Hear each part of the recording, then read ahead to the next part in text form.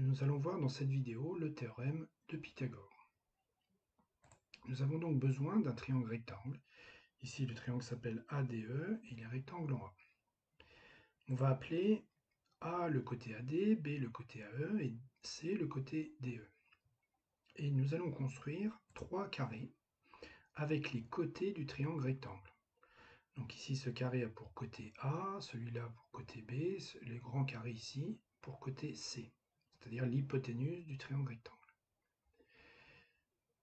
Nous allons calculer maintenant les aires de ces trois carrés. L'aire du carré, du petit carré ici, c'est A fois, pour calculer l'aire d'un carré, on fait côté fois côté. A fois A, on peut l'écrire A au carré. L'aire du carré bleu ici, c'est B fois B, B au carré. Et l'aire du grand carré blanc, c'est C fois C, c'est-à-dire C au carré.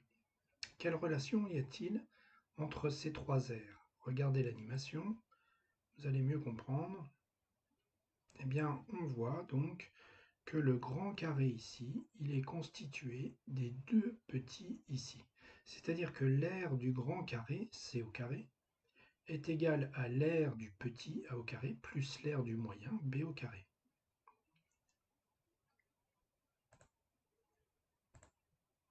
Donc voilà ce qu'on vient de voir. Et l'égalité qu'on vient de trouver, c'est ce qu'on va appeler donc l'égalité de Pythagore.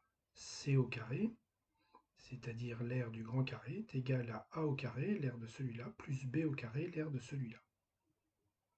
Prenons un exemple. Un triangle de côté 6, 8 et 10 cm. Triangle rectangle. L'aire du petit carré, c'est 6 fois 6, 36 cm². L'aire de ce deuxième carré, c'est 8 fois 8, 64 cm². Et l'aire du troisième carré, c'est 10 fois 10, 100 cm². Et on remarque donc que 100, c'est égal à 64 plus 36. Donc on a bien 10 au carré est égal à 6 au carré plus 8 au carré. L'égalité de Pythagore. Maintenant, passons à l'énoncé du théorème. Si un triangle ABC est rectangle en A, donc ce sera la seule condition pour pouvoir utiliser le théorème, alors l'égalité de Pythagore est vérifiée.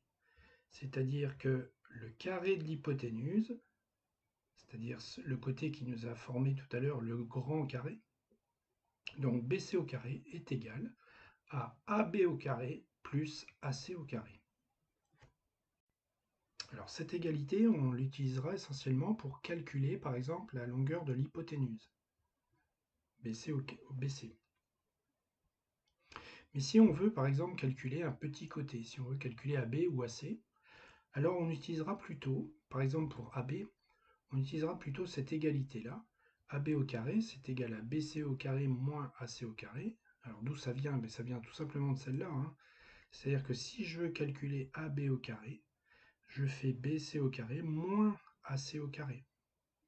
Et si cette fois je veux calculer AC, j'écrirai AC au carré égale BC au carré moins AB au carré.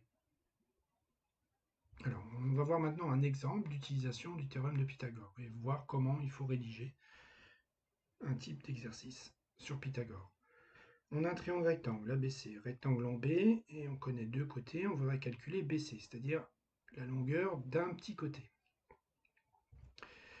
On écrit la condition, on sait que le triangle ABC est rectangle en B.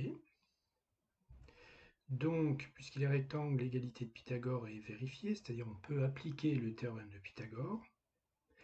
Et quelle égalité on va utiliser? Eh bien celle-ci, c'est-à-dire la longueur BC au carré, celle qu'on veut, est égale à AC au carré, la longueur de l'hypoténuse au carré, moins AB au carré.